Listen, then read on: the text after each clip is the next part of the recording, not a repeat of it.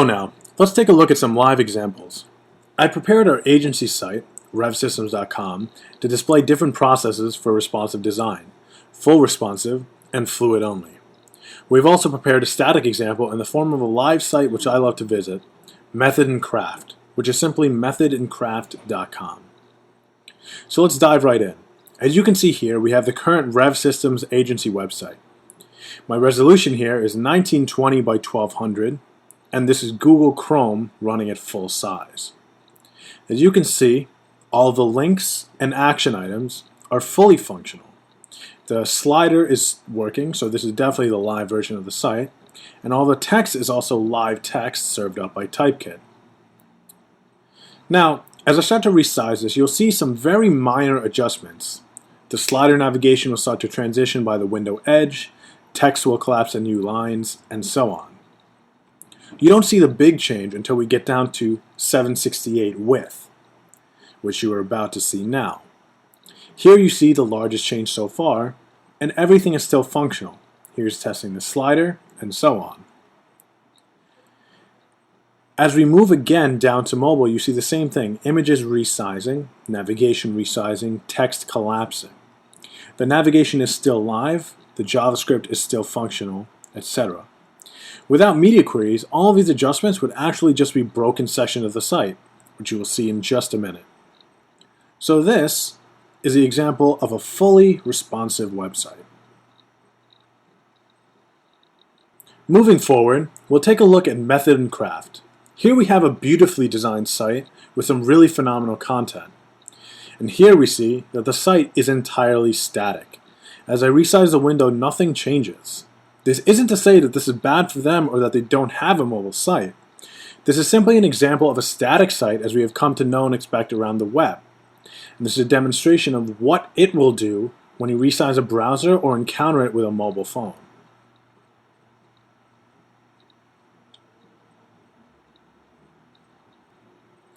Now, as we get back to the Rev Systems site, you'll see that this is the same fully functional site displayed only on a fluid grid. All of the media queries have been removed in this example. As you see, the site still adjusts based on window size, but things start to break. As we get down to a very compact width, the navigation will immediately break. You'll see the contact item drop down, and as we get down to 480 pixels wide, even further, the site will be practically unusable. So as you see here, we're resizing and items are still starting to break. There's the contact item. Text is collapsing, which is supposed to do, but it's also starting to overlap other items. Now here's a fully mobile view, which is completely unusable because of overlapping text, floating divs, and images that are compressed beyond readability.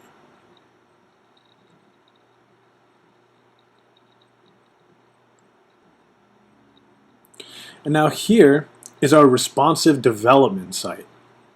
As you see here on high resolutions, we have live text for the body and the text block because we have space to set the type properly. Here on the development site, we have markers that display when media queries are firing. As we get down to 768, you're going to see a yellow bar appear at the top. This helps us know what query we're working in and where certain breakpoints fall. We use this thanks to a blog post by Johan Brook, sorry if I'm butchering the name, which we'll include a link to in the description to the video. Now as you see here, we have another media query firing, and the bar up top gives us the information we need to make tweaks quickly and efficiently at those specific breakpoints. Now, let's take a look at one of the interior pages on the development site. Here we're using the slider to pick an item, and we're going to move through to our Global Team Travel portfolio page. Now this portfolio item has a whole new set of problems. There's different images, there's sliders, there's dynamic tooltips, different sets of text, and images that would overlap. Once we hit a tablet view, you'll see the decision we had to make to change the slider because it would not be usable in the current vertical form.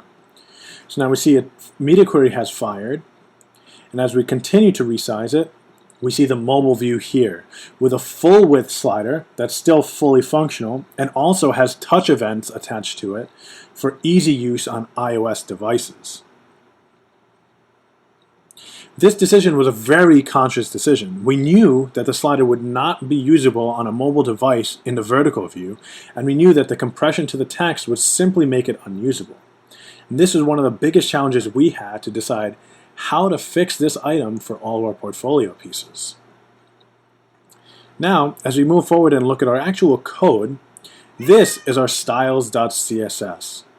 We can see a set of media queries here, and the second block that I'm about to highlight is our trigger. This displays out a media query before the body, and this, again, was thought up by Johan Brook. Here's one media query, and now here is the block that shows before the body. This item can be shown on any media query with any styling that you want to make it efficient for you.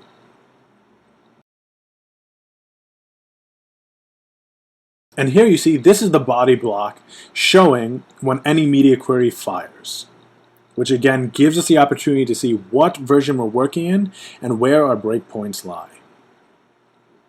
And as we scroll down here, you can see the complex set of media queries that we have functioning behind this site. Each one of these items were very conscious and deliberate decisions that we made in order to make the site work at every possible resolution. Now this file is our framework CSS, which is the 1140 grid system by Andy Taylor. This is what our site is built on. A series of rows and columns defined entirely by percentages, making it a fluid grid, which, when in combination with media queries, creates our fully responsive website.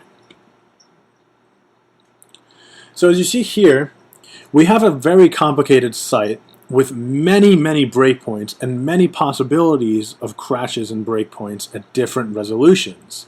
So we had to make quite a few decisions, like text being live text only at certain resolutions, images being scaled, layout items changing to make sure text is readable on any device, sliders being changed for use with touch events, and simply being changed for text to be readable, and more.